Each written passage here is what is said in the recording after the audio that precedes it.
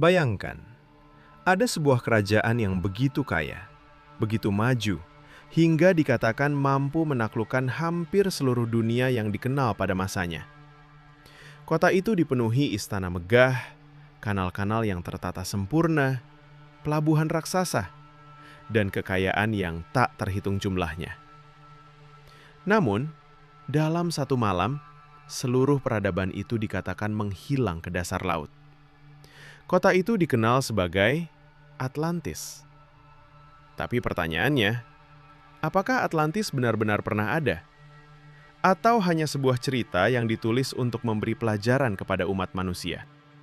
Kisah Atlantis pertama kali muncul sekitar tahun 360 sebelum Masehi. Cerita tersebut ditulis oleh filsuf Yunani terkenal, Plato, dalam dialog Timaeus dan Critias. Menurut kisah itu, Atlantis adalah sebuah pulau besar yang memiliki peradaban sangat maju dan kekuatan militer yang luar biasa. Namun karena keserakahan dan kesombongan penduduknya, para dewa menghukum Atlantis hingga tenggelam ke dasar laut. Plato menggambarkan Atlantis sebagai kota dengan kanal-kanal melingkar, istana megah, pelabuhan besar, dan kekayaan alam yang melimpah. Deskripsi ini membuat banyak orang bertanya-tanya, apakah kisah tersebut terinspirasi oleh suatu peradaban nyata atau hanya alegori untuk menyampaikan pesan moral. Selama berabad-abad, para peneliti dan penjelajah mencoba menemukan lokasi Atlantis. Ada yang menduga Atlantis berada di Samudra Atlantik. Ada pula yang mengaitkannya dengan Pulau Santorini setelah letusan gunung berapi besar pada zaman perunggu.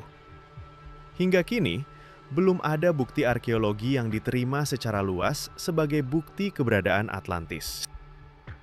Sebagian sejarawan berpendapat bahwa Atlantis hanyalah cerita yang dibuat Plato untuk mengajarkan nilai tentang kekuasaan dan moral.